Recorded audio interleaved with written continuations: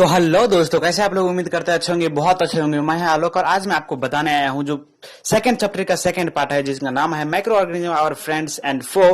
तो उनको मैं आज एक्सप्लेन करूंगा। तो चलिए देखते हैं क्या क्या चीजें मौजूद है सेकंड पार्ट में।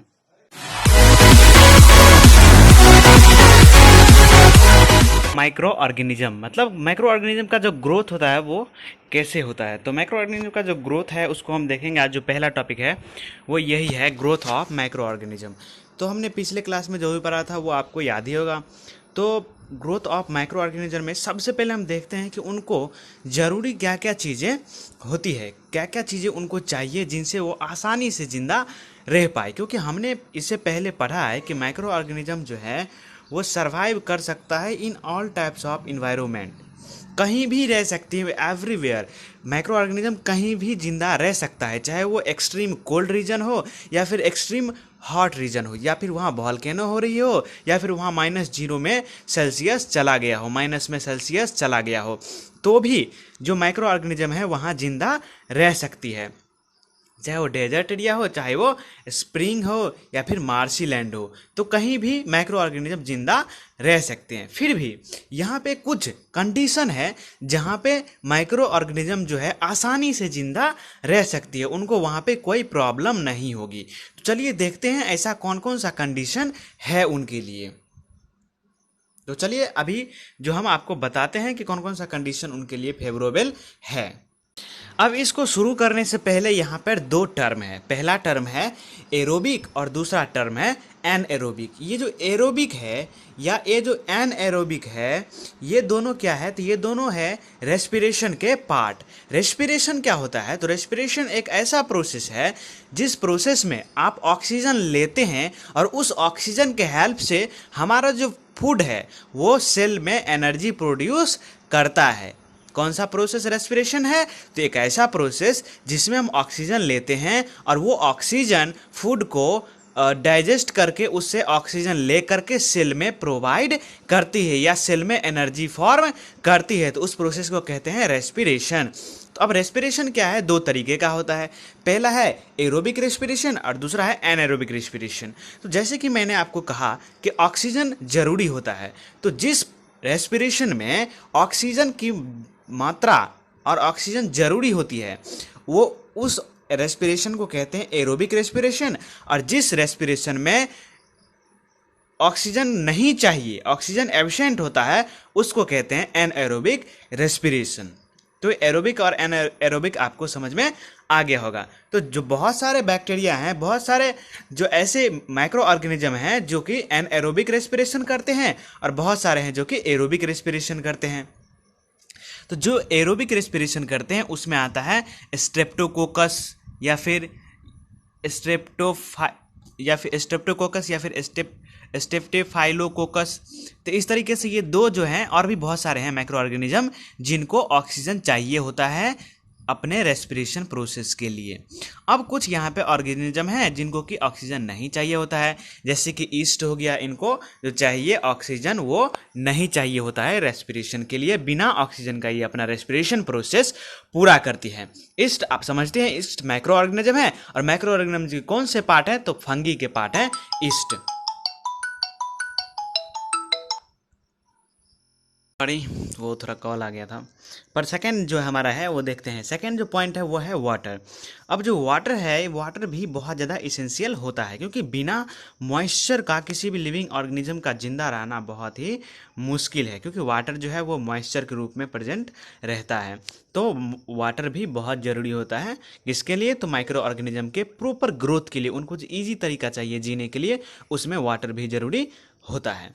अब देखते हैं कि उनको कितना सा टेम्परेचर चाहिए जिस टेम्परेचर में वो आसानी से अपना ग्रोथ कर सकता है। तो जो टेम्परेचर चाहिए वो है 25 डिग्री सेल्सियस से लेकर के 38 डिग्री सेल्सियस तक। यदि 25 डिग्री सेल्सियस से बहुत कम होती है या 25 डिग्री सेल्सियस से कम होती है तो भी उनको रहने में थोड़ा मुश्किलें आएगी, और यदि 38 डिग्री से ज़्यादा हो जाती है तो भी उनको रहने में मुश्किलें आएगी। तो इस तरीके से 25 और 38 के बीच में यदि सेल्सियस रहती है तो आसानी से बहुत जल्दी जल्दी ग्रोथ कर पाते हैं। ठीक है। अब अगला पॉइंट है हमारा वो है सनलाइट।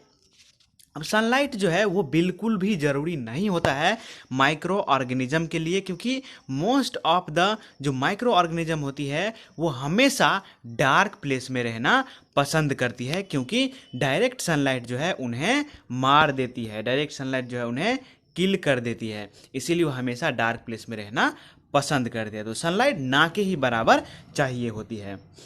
अब आप बोले होंगे कि यदि सनलाइट उनको चाहिए ही नहीं तो उनको फूड कहाँ से मिलेगा। तो मैं आपको बता दूं कि मोस्ट ऑफ द जो माइक्रो ऑर्गेनिज्म है वो फोटोसिंथेसिस नहीं करते हैं। ज़्यादातर माइक्रो ऑर्गेनिज्म है वो फोटोसिंथेसिस नहीं करते हैं, और जो करते भी हैं उनको कार्बन डाइऑक्साइड से काम चल जाता है, और बहुत थोड़ी सी सनलाइट से भी वो अपना काम कर लेते हैं। इसीलिए सनलाइट जो है ज़्यादा ज़रूरी नहीं होता है। तो अब फूड कहाँ से लेती है जो माइक्रो ऑर्गेनिज्म है वो।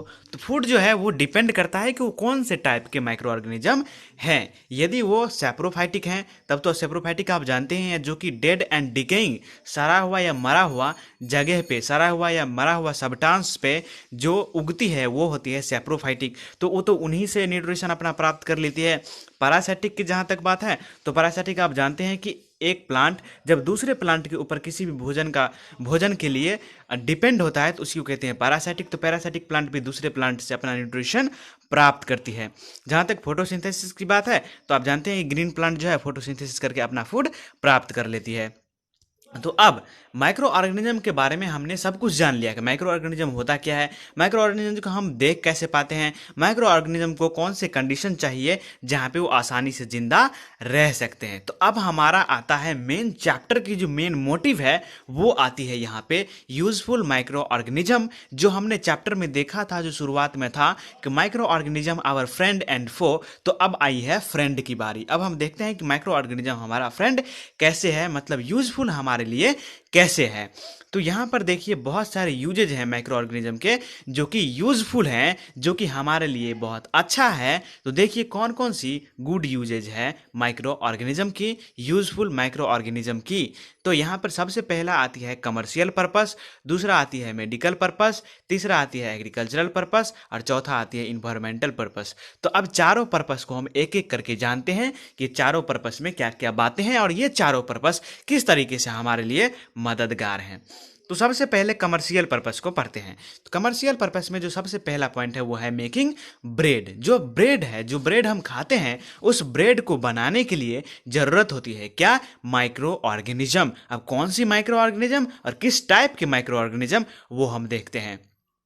तो देखिए अब जो सबसे पहले यहाँ पर मेकिंग ब्रेड है, तो अब हम देखते हैं कि ब्रेड को बनाने के लिए कौन कौन सी चीज़ें की ज़रूरत होती है। तो सबसे पहले यहाँ पर दिया हुआ है कि इसमें एडिशन चाहिए किस चीज़ की, तो फ्लोर की। फ्लोर मतलब आटा होती है, उसके बाद सॉल्ट, उसके बाद शुगर, उसके बाद ईस्ट। अब यहाँ पर आई है ईस्ट सेल। ईस्ट सेल जो है माइक्रो ऑर्गेनिज्म है, और माइक्रो ऑर्गेनिज्म किस टाइप के हैं, तो फंगी की ये टाइप है जिसका नाम है ईस्ट सेल। अब मतलब ईस्ट जो है वो फंगी के टाइप हैं। तो अब फ्लोर है, फ्लोर मतलब आटा, सॉल्ट चाहिए, चीनी चाहिए। तो इन तीनों चीज़ों जो है वो तो चाहिए ही मेकिंग ब्रेड के लिए, ब्रेड बनाने के लिए, लेकिन साथ में माइक्रो ऑर्गेनिज्म भी जरूरी है। जो कि कौन सा माइक्रो ऑर्गेनिज्म जरूरी है, तो ईस्ट जरूरी है। अब उसके बाद क्या करना है, तो इन चारों चीज़ों को पहले देना है, उसके बाद ऊपर से वाटर डालनी है, और उसके बाद उसको डफ करना है। डफ करना का मतलब होता है गूंदना है। गूंदने के बाद क्या होगा, जो ईस्ट है वो रैपिडली जल्दी से CO2 प्रोड्यूस करना शुरू करेगा, क्योंकि CO2 आप जानते हैं कि ईस्ट जो है रेस्पिरेशन करेगा, और रेस्पिरेशन ईस्ट सेल चाहिए, और ईस्ट जो है ये वो माइक्रो ऑर्गेनिज्म है, लिविंग बीइंग है। तो वो क्या करता है, रेस्पिरेशन करता है, तब उसको एनर्जी मिलती है। तो रेस्पिरेशन के समय क्या करता है, वो CO2 प्रोड्यूस करता है।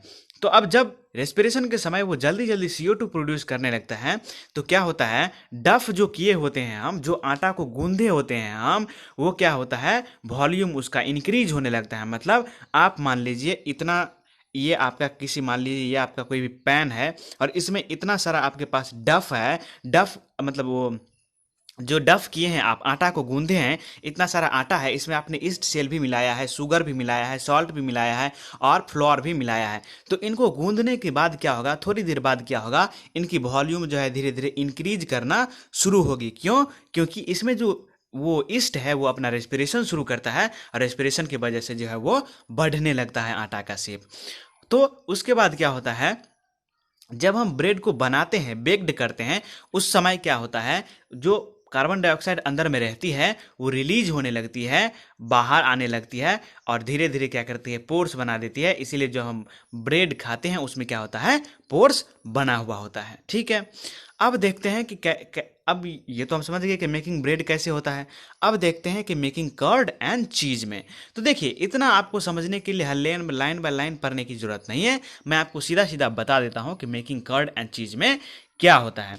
अब आप देखते हैं कि आप देखे होंगे घर में कि कर्ड कैसे बनता है। कर्ड को बनाने के लिए क्या होता है, थोड़ी सी दूध ले लेते हैं और उस दूध में थोड़ा सा दही डाल देते हैं, और जब हम कुछ घंटों के बाद या फिर रात में आपने डाला और सुबह में जब हम देखते हैं तो पूरा दूध जो होता है वो दही बन चुका होता है। ऐसा क्यों होता है, क्योंकि थोड़ा सा जो हम दही डाले उस दही में क्या प्रेजेंट था, लैक्टोबैसिलस बैक्टीरिया।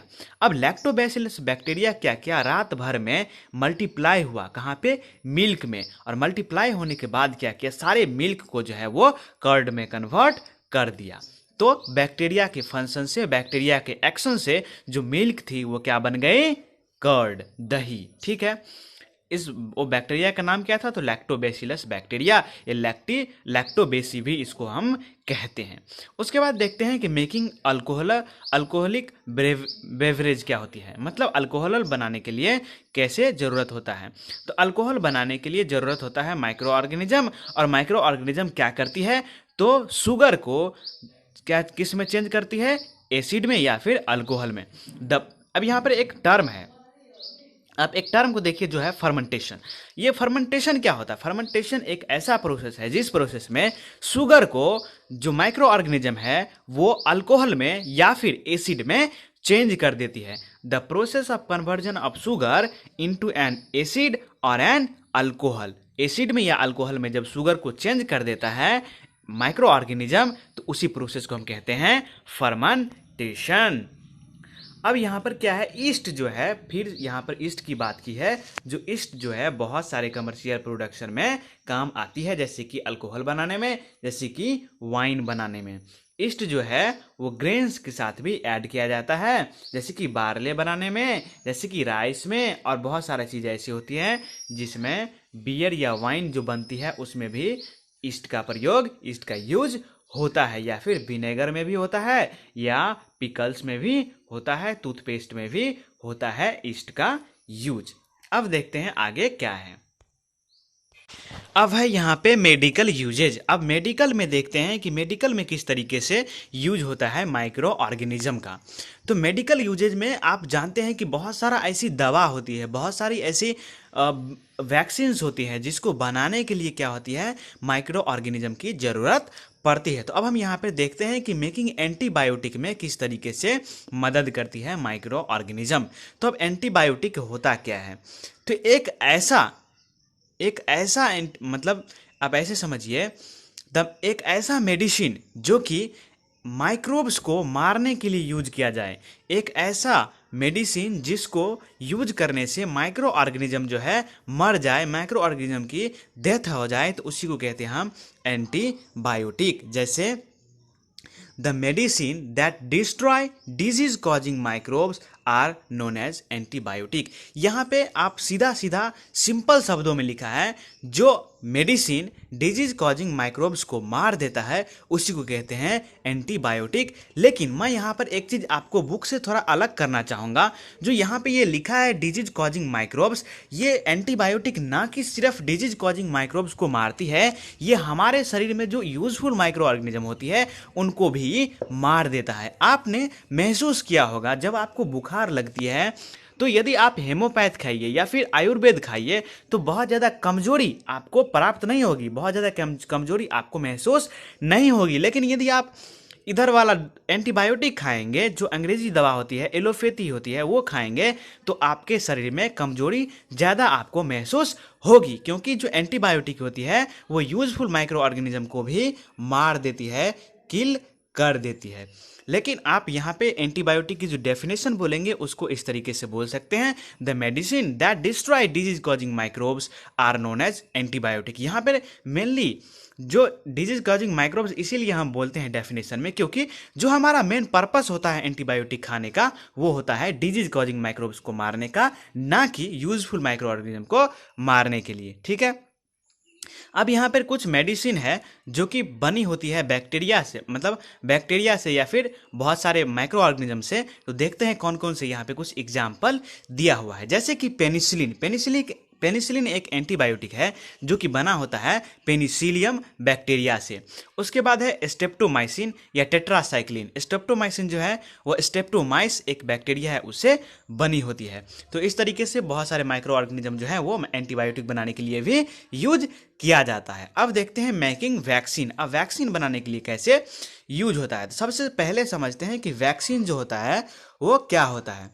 तो वैक्सीन क्या होता है, अभी देख लीजिए, अभी जैसे कोरोना वायरस है तो कोरोना वायरस का वैक्सीन अभी तैयार किया जा रहा है। वैक्सीन में एक ऐसा केमिकल है जिसको आपके शरीर में डिजीज होने से पहले ही डाल दिया जाता है। मान लीजिए अभी जैसे कोरोना वायरस है तो अभी आपके शरीर में ऐसा वैक्सीन दिया जाएगा जो कि कोरोना वायरस आप पे अटैक ना कर पाए। मतलब मान लीजिए अभी कोरोना वायरस आपके शरीर पर अटैक करने वाला है तो उससे पहले आपके शरीर में कोरोना वायरस जैसा है उसी डिजीज को, कोरोना वायरस को ही वीक पॉइंट में आपके शरीर में डाल दिया जाता है, और जब बाहर से वो अटैक करती है तो अंदर वाली जो है वो बाहर से फाइट करती है और आपके शरीर में वो नहीं जाने देती है किसी भी तरीके का बैक्टीरिया या फिर किसी भी तरीके का वायरस को, मेनली वायरस को।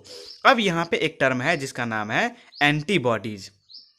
अब ये एंटीबॉडीज क्या होता है, तो जब कोई भी बैक्टीरिया या कोई भी माइक्रोब्स हमारे शरीर पर अटैक करती है तो वहाँ पे हमारा शरीर क्या करता है, प्रोड्यूस करना शुरू करता है एंटीबॉडीज, और यही एंटीबॉडीज जो है हमारे शरीर में रह करके बाहर की माइक्रोब से लड़ती है और हमें प्रोटेक्ट करती है बाहर के जो माइक्रोब्स हैं उनसे।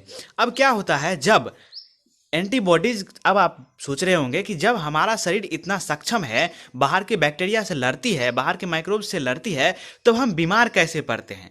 तो इसका जवाब ये है कि बीमार हम इसलिए पड़ते हैं क्योंकि हमारा एंटीबॉडीज बाहर के जो बैक्टीरिया है, बाहर के जो माइक्रोब्स हैं उनसे कमज़ोर पड़ जाती है, और यही एंटीबॉडीज को ताकतवर बनाने के लिए हम अपने शरीर में वैक्सीन की प्रयोग करते हैं, वैक्सीन लगाते हैं।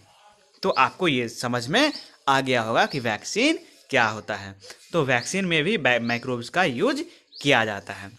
अब जो है माइक्रोब्स जो है वो फूड सप्लीमेंट में भी काम आती है। फूड सप्लीमेंट मतलब डाइजेशन ऑफ फूड में काम आती है। कैसे, तो कोलेरेला नाम का एक बैक्टीरिया होता है जो कि हमारे बॉडी के अंदर में प्रेजेंट होता है, और ये क्या करती है, हमारे फूड को डाइजेस्ट करने में मदद करती है। आपको याद आ रहा होगा जो कोलेरेला है वो कहाँ का है डिजीज, मतलब कहाँ का, किस टाइप का माइक्रोब्स है, तो अलगी का ये टाइप है। आप पीछे पढ़े होंगे, मैंने आपको पीछे बताया था।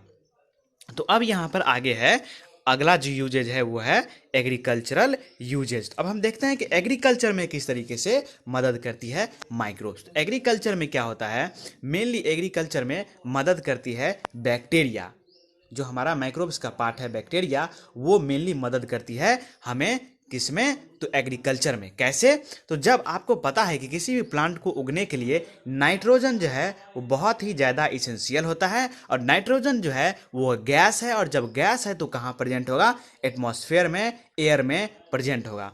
अब एयर में से उसको सॉइल में फिट करना होता है, तभी वो प्लांट को दे पाएंगे और प्लांट जो है नाइट्रोजन ले पाएंगे। तो उसके लिए क्या होता है, माइक्रोब्स जो है वो क्या करती है, तो जो N2 है, नाइट्रोजन ऑक्साइड, जो मतलब नाइट्रोजन जो प्रेजेंट है एटमॉस्फेयर में, जो नाइट्रोजन प्रेजेंट है उसको क्या करती है माइक्रोब्स, N2 बना करके, नाइट्रस ऑक्साइड बना करके सॉइल में फिट कर देती है, और वही सॉइल से जो प्लांट होती है वो नाइट्रोजन ले पाती है। तो इस तरीके से एग्रीकल्चर यूजेज में भी माइक्रोब्स जो है, माइक्रो ऑर्गेनिज्म जो है मेनली मदद करता है, और एग्रीकल्चर में मेनली बैक्टीरिया यूज करता है, मदद करता है, क्योंकि आपने राइजोबियम बैक्टीरिया के बारे में पढ़ा है जो कि हमें यूज करता है किस चीज़ में, मतलब वो यूज होता है किस चीज़ में, तो नाइट्रोजन को सॉइल में फिक्स करने में। ठीक है, तो अब हम देख लिए कि एग्रीकल्चरल यूजेज क्या है बैक्टीरिया का। अब यहाँ पे लास्ट यूजेज है, मतलब लास्ट यूजेज है यहाँ पे यूजफुल माइक्रो ऑर्गेनिज्म का, जो है इन्वायरमेंटल यूजेज। तो इन्वायरमेंटल यूजेज क्या होती है, आप जानते हैं कि यहाँ पे बहुत सारे, आप जहाँ पे आपका घर है या फिर घर के पीछे या घर के अगल बगल में बहुत सारे आपने चीज़ें फेंकते होंगे, ऑर्गेनिक फूड जो ऑर्गेनिक चीज़ें जो होती है वो फेंकते होंगे। तो ऑर्गेनिक चीज़ें का मतलब हुआ जो ऐसा चीज़ जो डिकम्पोज हो जाए, सड़ के गल के मिट्टी में मिल जाए। तो अब वो मिट्टी में कैसे मिल जाती है, तो उसको मदद करती है माइक्रो ऑर्गेनिज्म डिकम्पोज होके यहाँ पे प्लांट के, या फिर सॉरी प्लांट की वेस्ट हो, चाहे वेजिटेबल की वेस्ट हो या फिर फ्रूट की वेस्ट हो, चाहे आप गार्डन की कोई वेस्ट हो, तो वो क्या करती है, अपने आप धीरे धीरे सड़ जाती है, गल जाती है और मिट्टी में मिल जाती है। और वो मिलने के बाद क्या करती है, हमारे प्लांट के लिए या फिर हमारे ट्रीज़ के लिए या फिर हमारे सॉइल के लिए बहुत ज़्यादा यूजफुल होते हैं। ठीक है, तो अब यहाँ पर मेनली यूजेज जो है, तो यूजेज ये है कि पहले के ज़माने में बायोगैस बनाया जाता था। बायोगैस क्या होता था, तो बायोगैस में क्या होता था, तो बहुत सारे प्लांट वेस्ट, एनिमल वेस्ट को एक जगह पे कलेक्ट करके रखा जाता था और उसमें माइक्रो ऑर्गेनिज्म बहुत दिन तक रखा जाता था। तो उसमें ऑटोमेटिक जो है माइक्रो ऑर्गेनिज्म ग्रोथ कर जाते थे और वही माइक्रो ऑर्गेनिज्म क्या करते थे, उस फूड को या फिर उस वेस्ट को डाइजेस्ट कर देते थे वहाँ पे, सॉरी डिकम्पोज कर देते थे वहाँ पे। डिकम्पोज करने से क्या होता था, वो थोड़ा सा उनमें ताकत आ जाती थी और जब थोड़ा थोड़ा ताकत सारे वेस्ट से आती थी तो वो मिल करके बहुत बड़ी ताकत बनती थी और वो बहुत बड़ी ताकत क्या करती थी, तो हमें मदद करती थी किसमें, तो बल्ब जलाने में, तो पंखा भी चल सकता था उससे थोड़ा थोड़ा। तो बायोगैस प्लांट में भी मदद करता था कौन, तो हमारा माइक्रो ऑर्गेनिज्म। तो मेनली अभी जो माइक्रो ऑर्गेनिज्म हमें मदद कर रही है किसमें, तो जो हमारा प्लांट वेस्ट होता है या एनिमल वेस्ट होता है उसको डिकम्पोज करने में। यदि डिकम्पोज नहीं होगी तो हमारे पृथ्वी में पूरा कचरा ही कचरा भर जाएगा। तो आपको यहाँ तक समझने में कोई भी दिक्कत आई हो या फिर कोई क्वेश्चन आपके मन में रहा हो, दिमाग में आया हो, तो फटाफट से कमेंट करके वो क्वेश्चन पूछ लीजिए। आप हमारा ग्रुप नहीं ज्वाइन किए हैं तो ग्रुप भी ज्वाइन कर लीजिए, और यदि ज्वाइन है तो आप ग्रुप में भी क्वेश्चंस पूछ सकते हैं। और ये वीडियो आपको अच्छा लगा हो तो फटाफट से लाइक, कमेंट एंड शेयर जरूर करिएगा। हमारे चैनल को सब्सक्राइब करके बेल आइकन को दबा के वहाँ पर ऑल वाली ऑप्शन है उसको क्लिक कर लीजिए, ताकि आपको लेटेस्ट ऑप्शन जो है, लेटेस्ट वीडियो की जो नोटिफिकेशन है वो सबसे पहले पहुंच पाए और लेटेस्ट वीडियो आप देख पाए। Thank you, tata, bye bye. What you're giving, that's how we live it. Don't be mad at the system, it's simply how we've existed.